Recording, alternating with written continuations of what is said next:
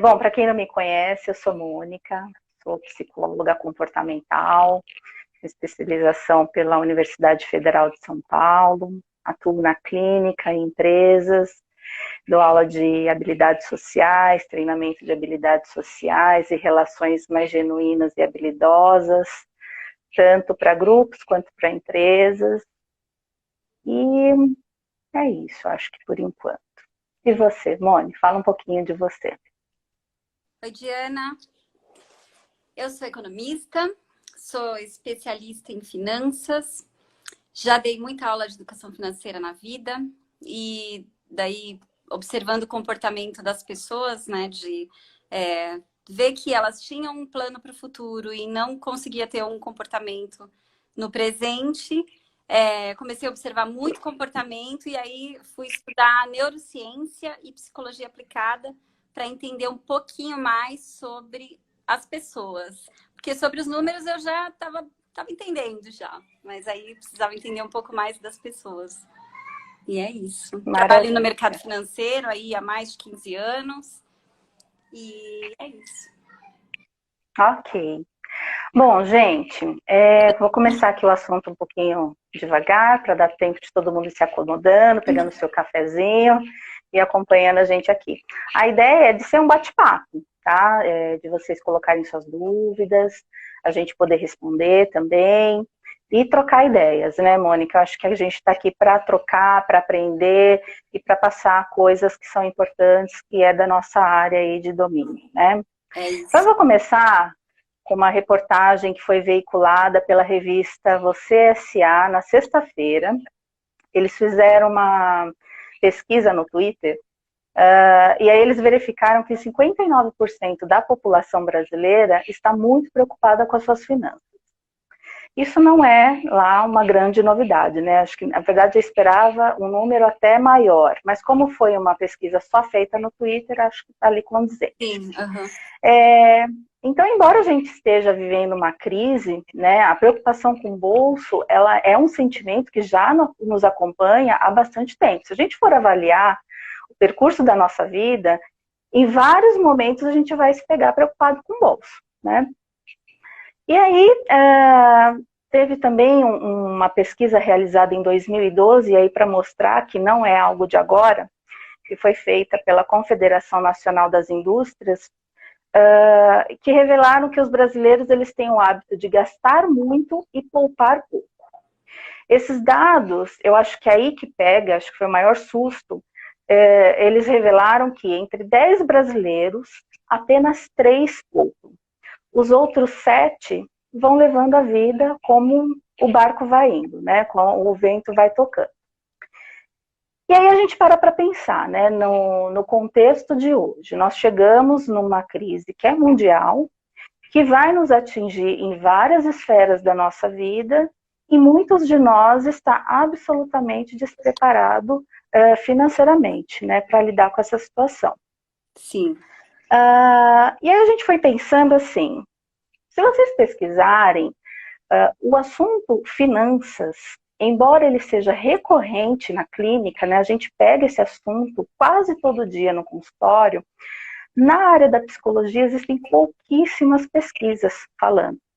E aí eu conversando com a Mônica, né, a gente viu aí uma necessidade de se trazer esse tema, se falar.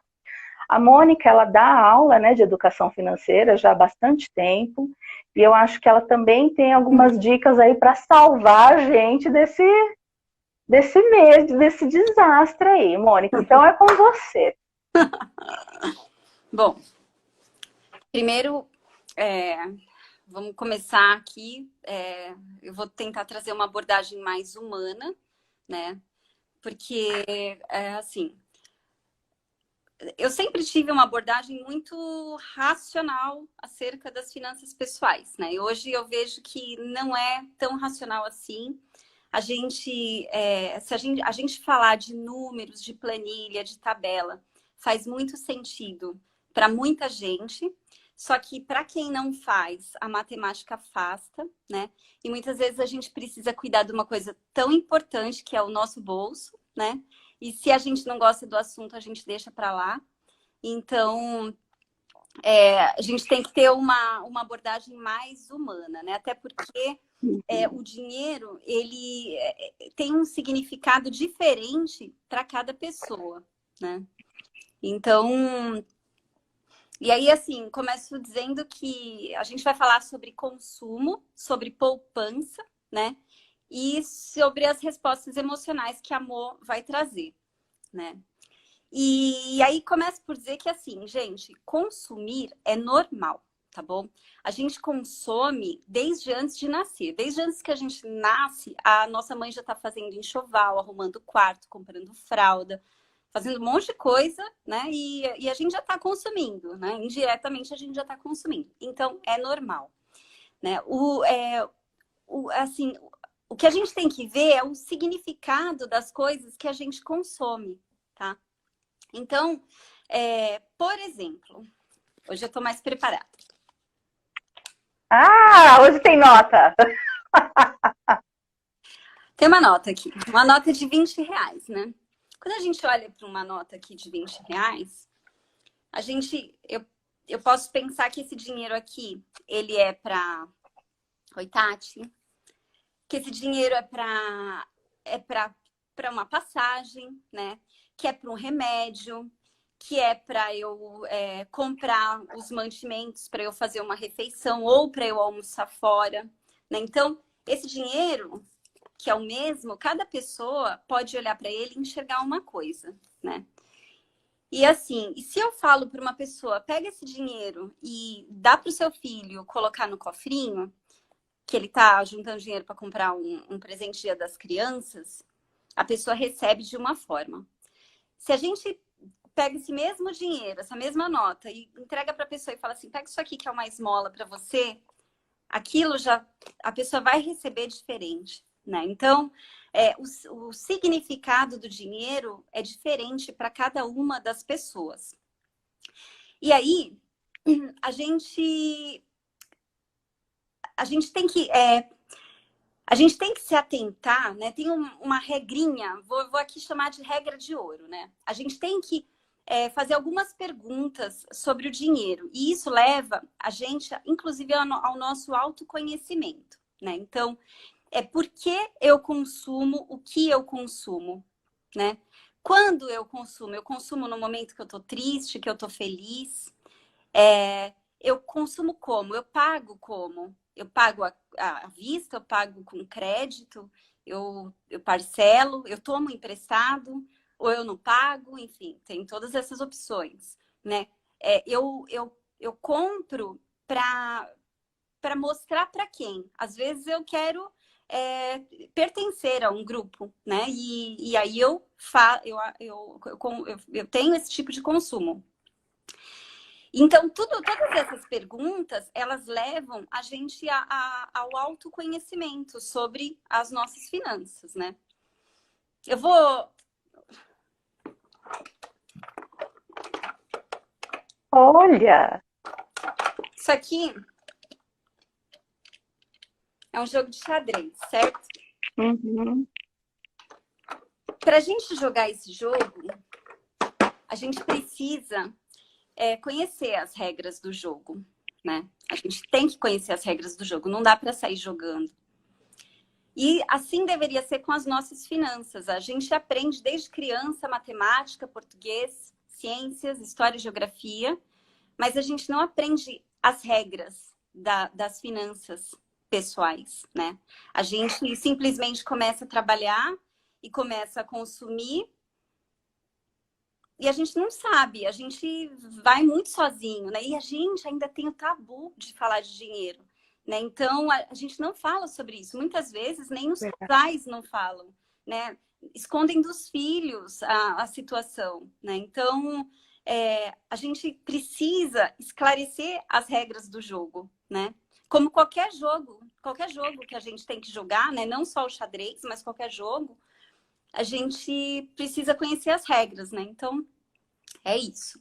E aí, primeira coisa, pessoal, assim, eu não vou ler as perguntas, porque a gente tem bastante conteúdo, e aí depois vocês podem mandar lá no feed, no Instagram, que eu respondo, tá bom? Porque senão a gente pode se atrapalhar aqui. Enfim, e aí eu começo por dizer, tá? Que eu acho que o primeiro passo para a gente se organizar é a gente ter um propósito, né? Ou ter um sonho, ou a gente tem que ter um sonho, né? E esse sonho, ele tem que ter nome, plano, preço e prazo. Não adianta a gente também só ter um propósito que seja lá muito distante. Não, a gente tem que ter tudo certinho, tá? A gente tem que saber quanto custa a nossa vida hoje. E a gente tem que saber quanto custa a vida dos nossos sonhos. A gente tem que ter essa noção. Pessoal, vocês acham que faz sentido isso que eu estou falando? Escreve aí para mim, por favor. Só para eu ter um sentimento aqui do que vocês estão achando. Tá? E aí, né, feito isso, né, tendo esse plano com nome, preço,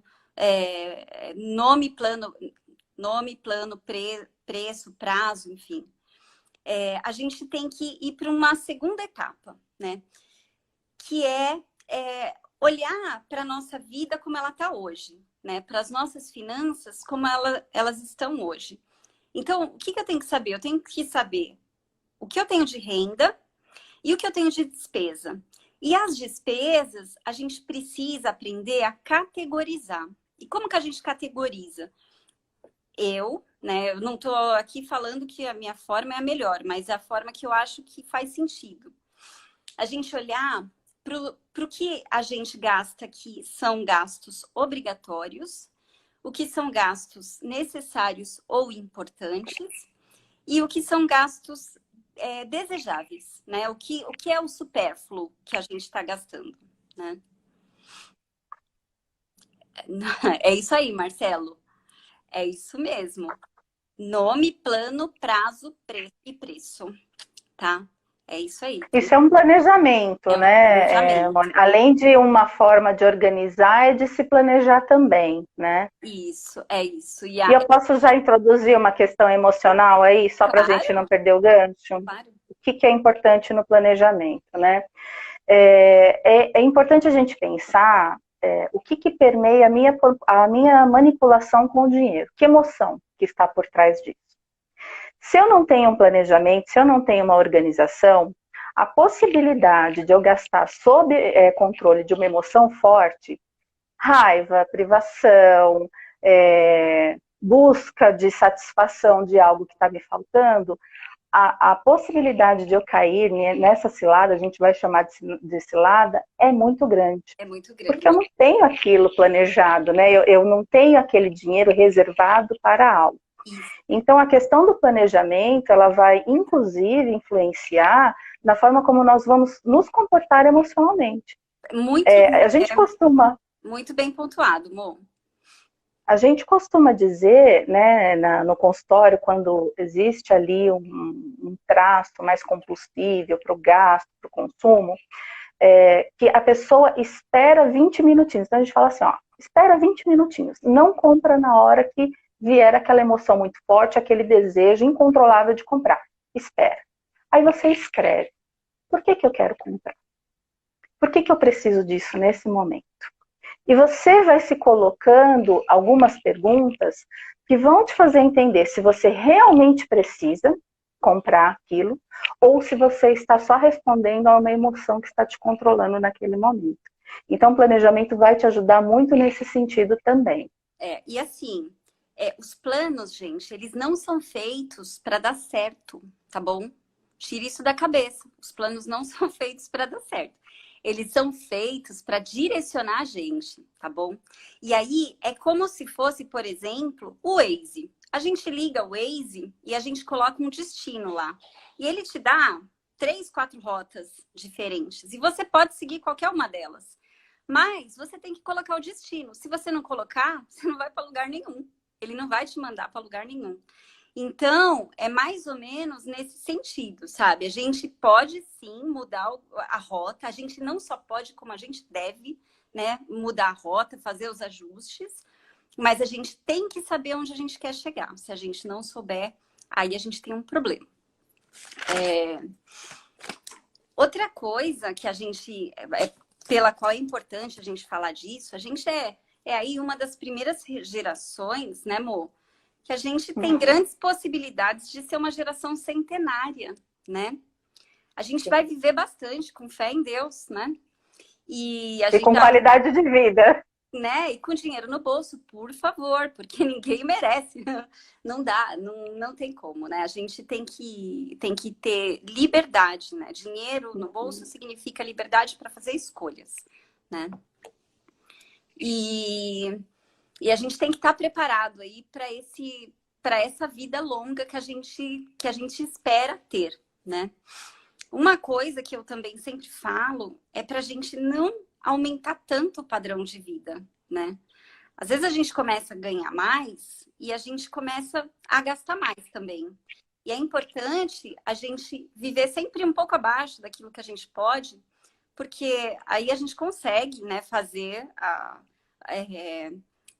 assim, a gente consegue direcionar uma parte desse dinheiro para poupar, para investir, para fazer, sei lá, o que for, né, dentro daquilo que está no plano. E aí você consegue se organizar. Quando a gente vive muito assim no limite, né, gasta tudo que você ganha, então fica muito difícil, né?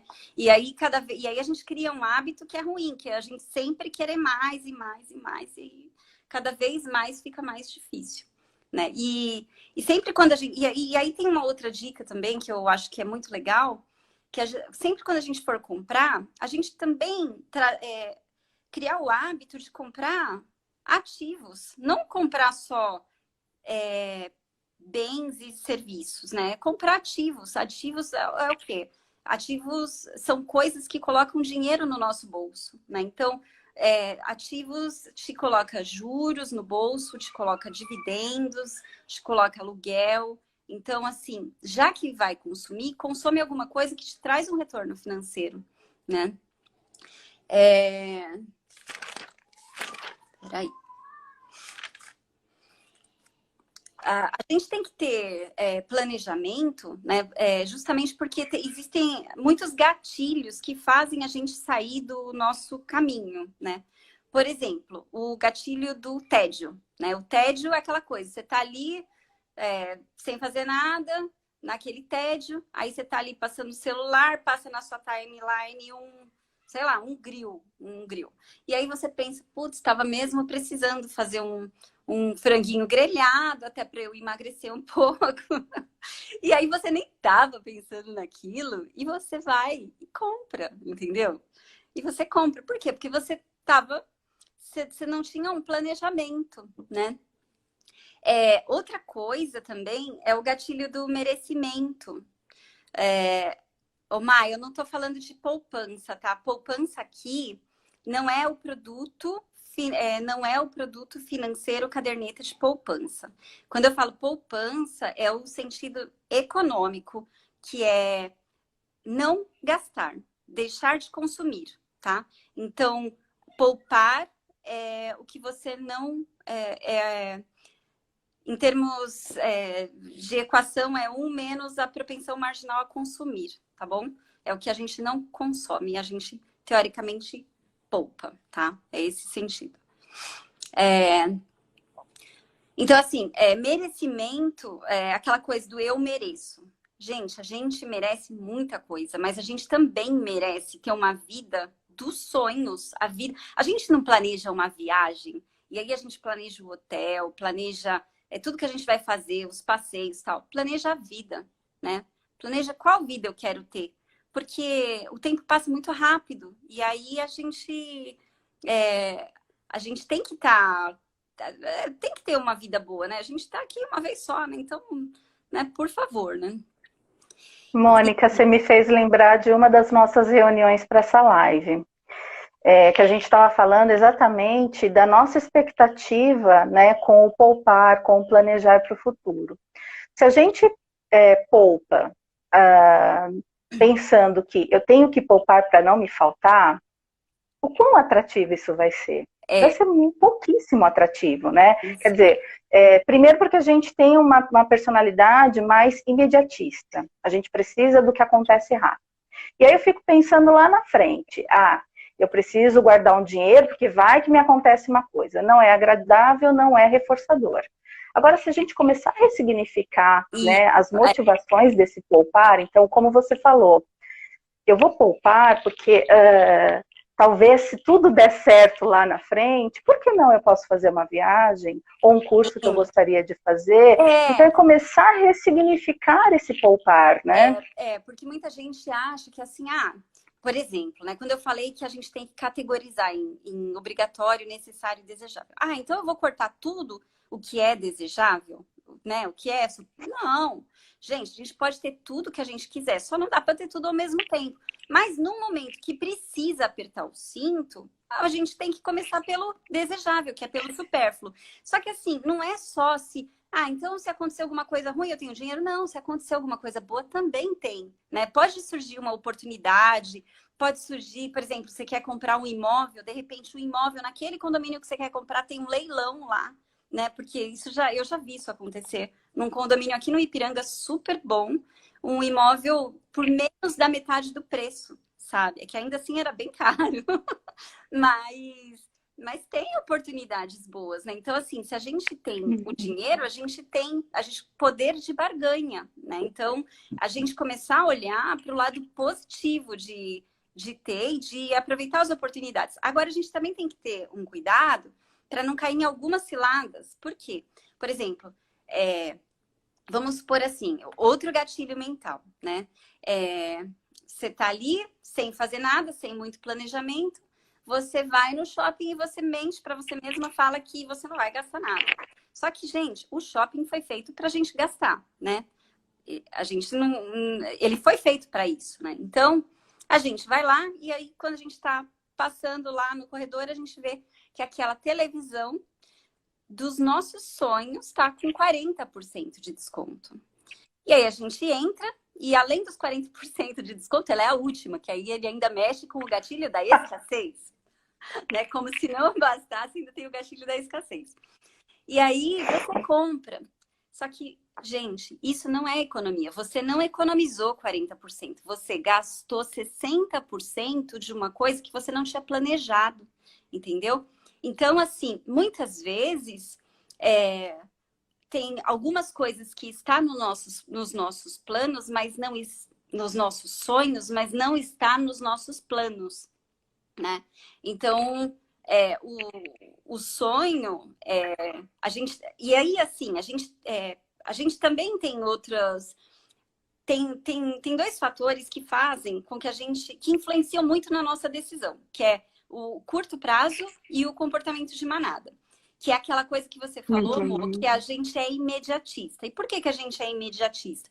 Porque o nosso cérebro, ele está programado para o curto prazo. A gente sente muito mais atratividade nos lucros e nos benefícios de curto prazo, né? Isso é sentido mesmo nas regiões das emoções e do cérebro, e isso produz dopamina e a gente fica eufórico. Então, é fisiológico, né?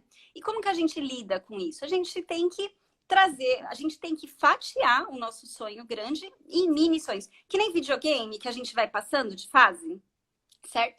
A gente tem que ter...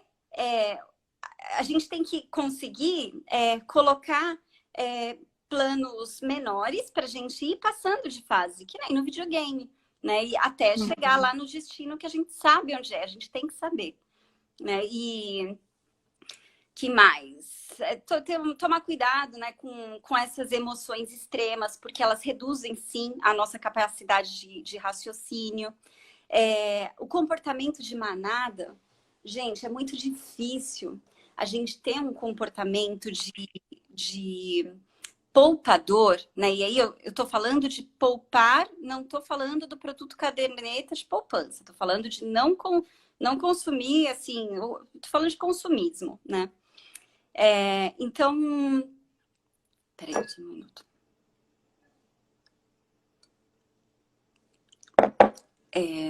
Bom, me perdi.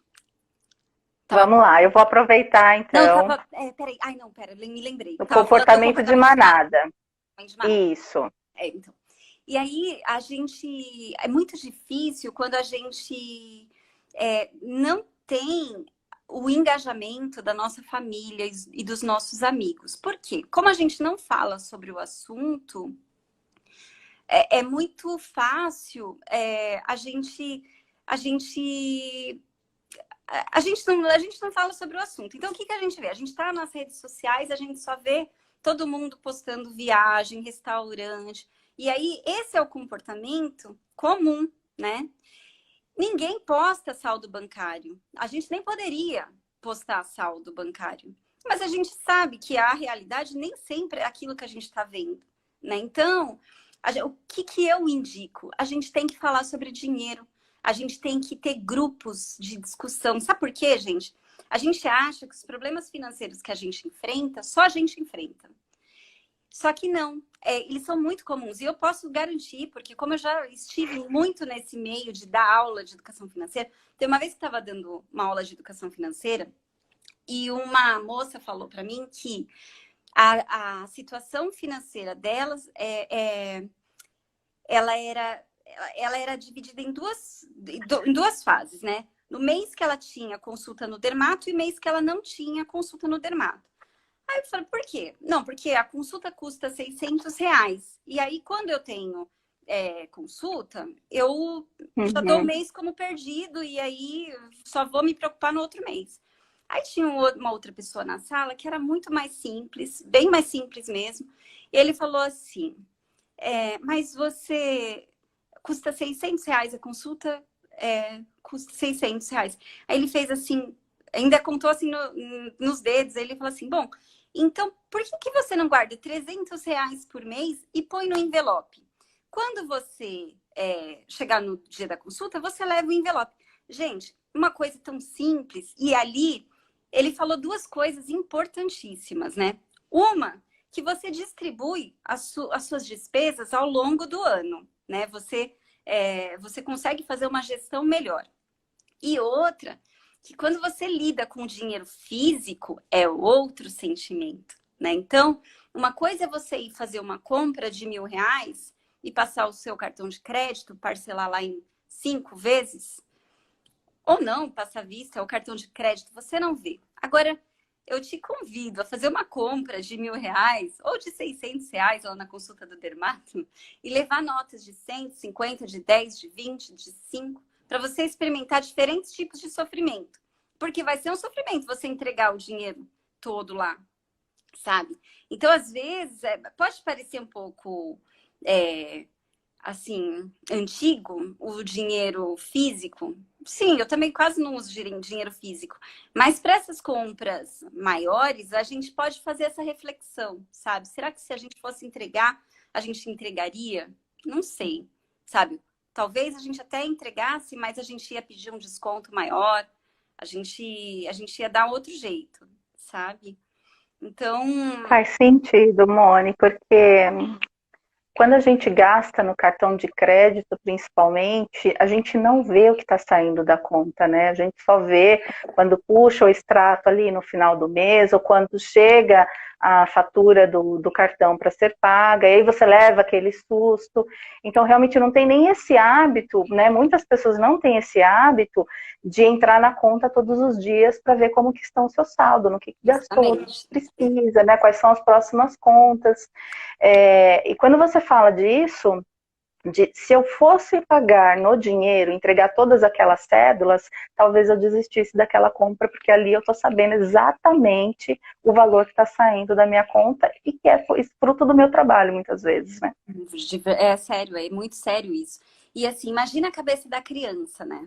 A criança quase já não vê dinheiro físico. Então, ela vê a gente lá comprar um negócio, passa o cartão, a gente vai no caixa eletrônico, saca um dinheiro, vê uma máquina que solta dinheiro. Olha só.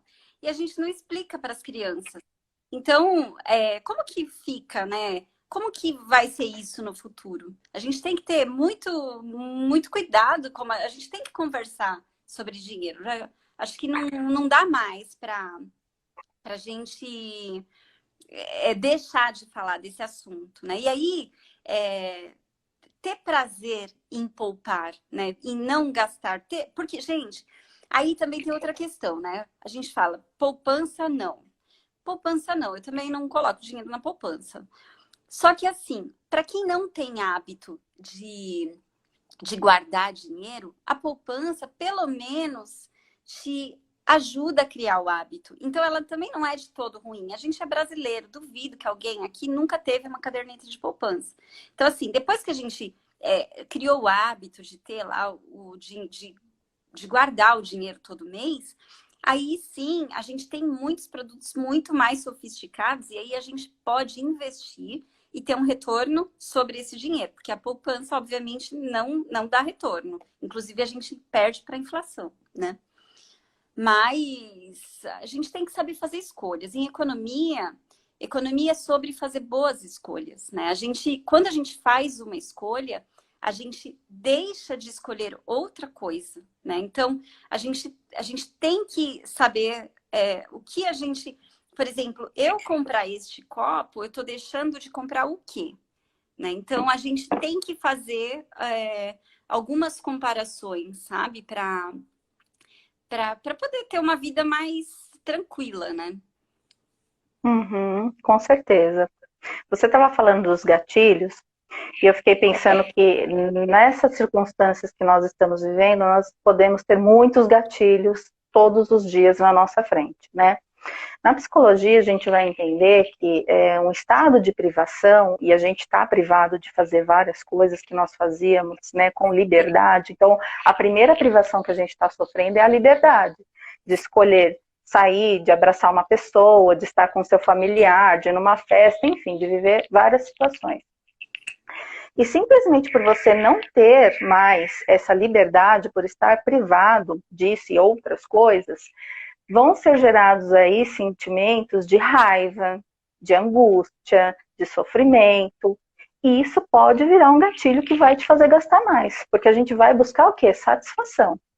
E a gente sabe que a aquisição, né, a compra, ela vai liberar alguns hormônios que são absolutamente prazerosos, porque a gente aprendeu assim.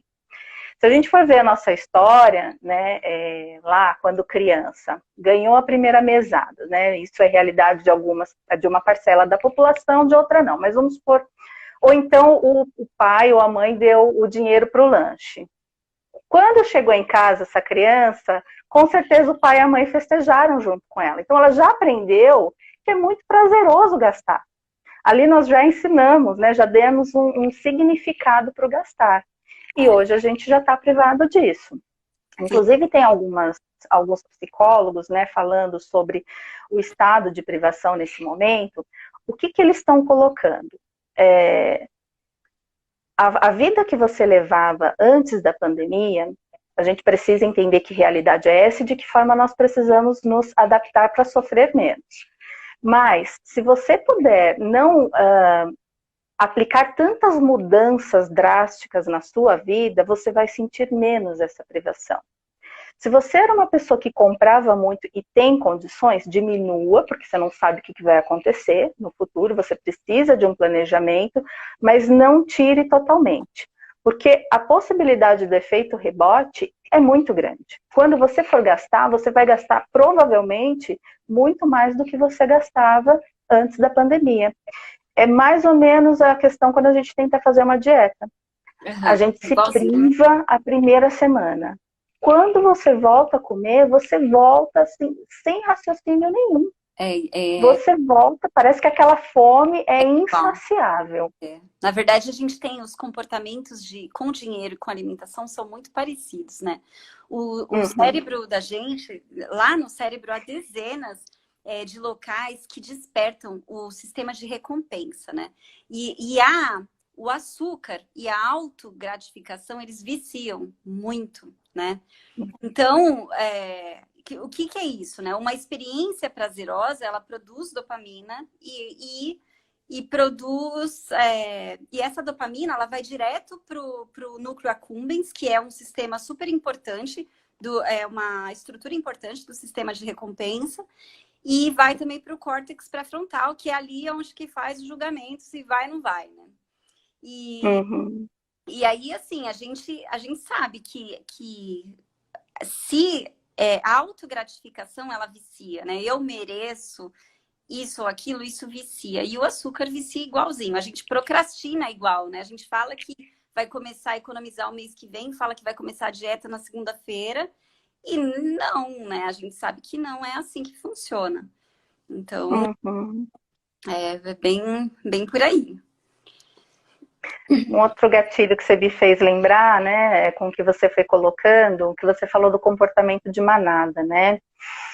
Tem um teórico muito importante na psicologia, que é o Kurt Lewin, que ele vai falar do comportamento de grupo. E aí você usou a questão das redes sociais, né? Então, a primeira coisa que a gente precisa ter em mente sobre redes sociais, isso em qualquer momento da nossa vida. O que nós estamos vendo ali é uma parcela infinitamente menor do que realmente é a vida daquela pessoa. É editado, né, amor? Gente, é totalmente editado e, na maioria das vezes, editado para muito melhor, né? Ninguém vai querer postar. Só que, assim, coisa ruim, né? Eu entro, vamos supor, eu entro no perfil da Mônica, vejo uma viagem maravilhosa. Aí eu entro no perfil da Ana Paula, vejo outra, ela num bar, numa balada maravilhosa. Aí eu entro na página da Maria e vejo que ela está comprando no shopping. O que eu vou entender? Que a vida dessas pessoas é maravilhosa. E eu tô aqui sofrendo, eu não tenho dinheiro, eu tô trancada dentro de casa, eu não posso ver as pessoas que eu amo. E aí vem algo muito forte dentro de nós, que é a necessidade de pertencer. E justamente por essa necessidade de pertencer, muitas vezes o meu comportamento vai ser influenciado para que eu me sinta mais próxima desse grupo. Sim. E aí pode ser o gasto um dos fatores que vai me levar mais próximo desse grupo. Sim, sim. Se a gente for pensar, o dinheiro, ele tem diversos simbolismos, né? Ele ganhou diversos sentidos e significados na nossa vida. E um deles, infelizmente, é o valor da pessoa. Então, a gente costuma associar status com quem é a pessoa. Quando eu me vejo fora disso, eu preciso regular isso de alguma maneira. Por onde muitas pessoas vão buscar essa regulação emocional? Por meio do consumo, por meio do dinheiro, por meio do gasto. Só que veja, eu estou colocando no dinheiro, no consumo, no objeto que eu estou comprando, uma expectativa que vai passar muito rapidamente. Justamente. Ela vai me satisfazer ali naquele momento, só que ela não vai preencher o verdadeiro vazio que eu estou sentindo. Porque eu não estou sentindo, de repente, o vazio de comprar uma roupa nova. O verdadeiro vazio é de estar inserido num grupo, é de estar socializando, é de estar com pessoas, de ser aceito. Isso. Então, aquela roupa que eu comprei, logo ela vai perder o valor para mim.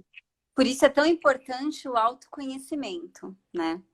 Porque a gente tem que saber o que importa pra gente. Por isso, gente, que ninguém, nem eu, se alguém vier falar pra você, corta o café, corta a cerveja, corta o passeio, corta... Não, tá errado. Corta a pessoa que tá falando isso.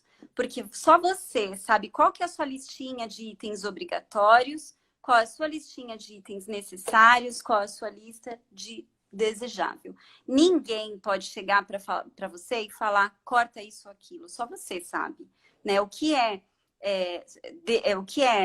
importante para mim pode ser desejável para outra pessoa, pode ser obrigatório para outra, né? E um exemplo que eu costumo dar sobre essa coisa do obrigatório, do necessário, do desejável e inclusive do pertencimento é, por exemplo, a necessidade que a gente tem de se comunicar. Então, a gente tem uma necessidade de se comunicar e aí eu preciso de um celular. Mas eu tenho desejo de um celular de última geração, da marca X. Por quê? Porque eu quero pertencer. Muitas vezes eu não sei nem usar os recursos que tem naquele aparelho, mas eu acho que vou aprender, né? Então, a gente precisa se conhecer, conhecer as nossas reais motivações, né? Para a gente escapar dessas ciladas. Porque, e mais uma vez, eu acho muito importante a gente ter grupos de discussões, engajar a sua família, os seus amigos a conversar sobre isso. Porque se você começa a notar que as pessoas estão todas engajadas num propósito que não é igual ao seu, mas também é um propósito construtivo, né? Então, fica mais fácil. Ir junto é mais fácil do que ir sozinho. Pode acreditar, é muito mais fácil.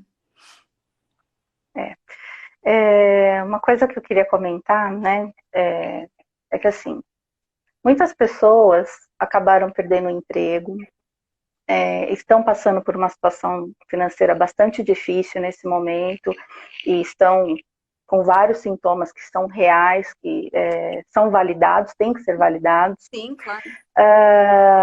E aí a gente pode observar que assim, vai haver talvez aí um sentimento de solidão. Por quê? Eu olho ao meu redor e aí eu vejo que talvez aquela pessoa, né, com quem eu contava antigamente, ela pode estar passando pela mesma situação que eu. E aí isso vai me impedir de pedir uma ajuda para aquela pessoa que em outro momento seria o meu porto seguro, né? Então acho que o que eu quero dizer com isso? Eu estava ouvindo um psicólogo esses dias falando e eu achei muito importante essa fala, que é assim, primeiro, você precisa pensar que por mais difícil que seja a situação que você está passando, você não é o seu problema. Isso é uma parte da sua vida. Esse problema que nós estamos vivendo, a gente precisa entender que ele tem começo, ele tem meio e tem fim.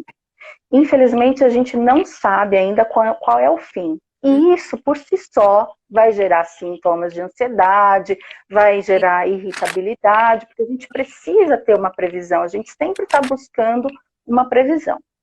Uma outra coisa que a gente precisa entender é que isso é libertador quando a gente consegue aplicar.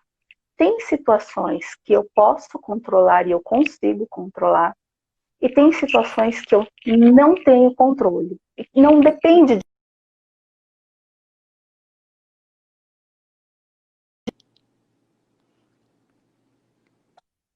Então, Tá falhando. o que eu queria que vocês... Voltou? Tá falhando, Mo? Oi, voltou? Oi? Mo? Tá me ouvindo? Voltou. Sim, eu tô Voltou? ouvindo. Tá. O que é importante a gente começar a pensar? Primeiro, nós não podemos nos julgar por esse momento que nós estamos vivendo. A gente tem, o ser humano, infelizmente, tem o hábito de colocar toda a sua história de luta, toda a sua história de conquistas em xeque, em dúvida, por um momento muito difícil, muito delicado que ele vive. E aqui, gente, eu tô falando isso assim com a maior sensibilidade. A gente não tá aqui para medir sentimento maior, sentimento menor, sofrimento maior, sofrimento menor. Para nós da psicologia, sofrimento é sofrimento. Então, o que a gente ensina muitas vezes no consultório, né? Que você faça a linha do tempo da sua vida. Justamente para que você resgate na sua história momentos em que você lutou, momentos em que você venceu, para que você veja que dentro de você, na sua história, você vai estar vivendo isso de novo pela sua experiência, existem recursos para lidar com as situações. Uma coisa que tem acontecido nas últimas semanas e que tem sido muito legal é que o nosso cérebro ele vai se adaptar às situações, né? Então a gente tem essa capacidade de se adaptar às situações. E aí, em algumas situações, quando elas perduram, a gente começa a acessar uma área do cérebro que é a área responsável pela criatividade, porque a gente precisa dar conta daquilo que está acontecendo.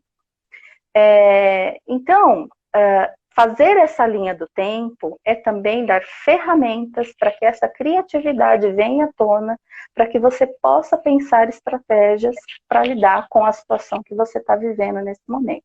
Sim. Fazer a linha do tempo vai te permitir, talvez, olhar para a sua história diferente e parar com esse sentimento de desvalia, de não sou capaz, de que sou inferior, de que todas as pessoas conseguem, menos eu. E ali faz sentido para você, Moni? Faz totalmente sentido, né? E assim, aí pelo que eu entendi, você fez a linha do tempo do passado, né? Que você já Isso. Você olha para trás e vê os recursos que você já se utilizou, né? E aí eu convido a vocês, aqui eu como economista não poderia deixar de falar isso, tá, gente? A fazer uma linha do tempo do futuro, né? Olhar, fazer assim, ó, um mensalzão, né? E aí tem umas coisas muito legais que dá para fazer. Por exemplo, você pode pensar o quanto que você precisa ter hoje para você, quando você não quiser ou não puder mais trabalhar, manter o seu padrão de vida que você tem hoje. Tá? Ficou claro ou quer que eu explique? Ficou claro? Ficou claro. Né? Então, assim, ou não necessariamente você precisa ter o dinheiro todo, mas você fazendo aportes, né, frequentes, porque isso é importante, né? Você fazer aportes frequentes, você precisa fazer quantos aportes para quando você não quiser mais, ou não precisar, ou não puder mais trabalhar, você manter o seu padrão de vida. Né? Então, porque é muito importante, é muito ruim a gente ter que depender dos outros, né, Mo? Acho que isso mexe muito com a autoestima, né? Então, total. E assim, eu acho que num momento de dificuldade, que a gente sabe que tem muita gente passando e ninguém está livre, né? É muito bom a gente também sempre frisar que ninguém está livre de passar dificuldade, né, na vida. Então, assim, a gente tem que ter... É muito claro isso que você falou, do que eu tenho gestão sobre, né? O que que eu controlo, o que que eu não controlo. E fazer tudo que está dentro do nosso controle, né? Então, às vezes, tem um ditado... É por isso que a gente tem que ter muito cuidado com as coisas que a gente compra. Tem um ditado que diz assim, que quem compra o que não precisa, às vezes precisa vender o que precisa. Por isso que a gente tem que ter muito... assim, a gente tem que pensar muito quando a gente faz uma escolha. Né? E assim, gente, durmam, porque privação de sono faz a gente ter escolhas ruins. Bebam água, porque 5% a menos de água no corpo faz o cérebro reduzir o seu desempenho em até 30%. Então, assim, tem algumas coisas que parecem tão óbvias ou tão assim, né? Mas faz tanto sentido, sabe? Uma noite mal dormida, às vezes você vai comer mais, você vai gastar o que não precisa. Então, a gente tem que olhar para as coisas simples da vida, sabe? Não é complexo. Finanças pessoais, esse equilíbrio entre poupar e consumir é muito simples. E é construído de hábitos que a gente vai acumulando aí ao longo da vida. Né? A gente tem que ter hábitos saudáveis. A gente tem que andar com pessoas que tenham pensamentos construtivos, né? Porque aí a gente se iguala, né? E é muito difícil, por exemplo, se você tem um marido ou uma esposa que você é econômico e a pessoa só gasta, é muito difícil você caminhar junto, né? É muito difícil você ter amigos que tenham um comportamento financeiro tão diferente de você, porque você vai se sentir um fora d'água. E, gente, vou falar uma coisa. Quando a gente age diferente do grupo, isso é sentido na região do cérebro onde a gente sente dor física. Então, é como se a gente estivesse tomando uma surra todo dia, entendeu? Então, é muito, muito, muito ruim. É muito importante a gente andar com pessoas que tenham os objetivos parecidos com a gente, porque senão a jornada fica muito mais difícil. Muito mais. Eu achei bem importante essa questão do sono que você falou, alimentação, né? A privação de sono, ela vai reduzir drasticamente a nossa capacidade de raciocínio, de foco, de atenção. Então, a possibilidade da gente tomar uma atitude que a gente pode se arrepender no futuro é grande. E pensando em cuidar da saúde, né? Olha que interessante. Se eu começo a adotar hábitos de cuidar da minha saúde, então eu programo horário para dormir, para levantar, para que eu tenha uma qualidade de sono satisfatória. E sempre lembrando, gente, isso é muito particular. Para mim, talvez o importante seja 8 horas, mas tem pessoas que 5 horas de sono tá ok, tá? Essa questão que todo mundo precisa dormir 9 horas por dia é um grande mito. A gente tem que olhar para a história daquele indivíduo. E fora, só um parênteses, inclusive, ao longo da vida, a gente muda a quantidade de horas que a gente precisa para dormir. Sim. Então, um bebezinho, ele dorme 18, 20 horas por dia. Uma pessoa numa idade mais média, em média 8 horas. Um idoso já precisa de menos horas. Então, essa coisa de horas é muito relativa. E só mais uma coisa. A Ellen tá falando que não fazia ideia que até o sono e a água interferem. Ellen, vou te falar mais uma coisa que eu não falei. Até o funcionamento do intestino... Nossa, demais! Até o funcionamento do intestino interfere nas suas decisões, tá bom? E hoje é comprovado que está associado a diversos transtornos psíquicos, né? Tem muita relação, depressão, ansiedade, alguns transtornos importantes. Então, o cuidar da saúde, se eu me organizo para cuidar da minha saúde, a possibilidade de eu levar esse hábito para outros contextos da minha vida é maior. Então, a organização, ela fica uma coisa tão natural que eu começo a aplicar em outros contextos. Então, eu começo a organizar a minha vida financeira para também ter uma saúde financeira. Eu começo a organizar a minha vida profissional para também ter uma saúde profissional. Então, quando a gente está pensando em uma coisa, se a gente for, na verdade, analisar a fundo, a gente percebe que a gente está trabalhando uma coisa que vai refletir em várias outras, né? Sim, porque você vai criando bons hábitos, né? Você vai acumulando bons hábitos, né? E aí você vai expandindo isso para a sua vida, né? Exatamente. E uma coisa que eu acabei me perdendo na outra fala, né, o que eu tinha achado interessante, nas últimas semanas, o que vem acontecendo? A procura dos internautas por fóruns financeiros tem crescido muito.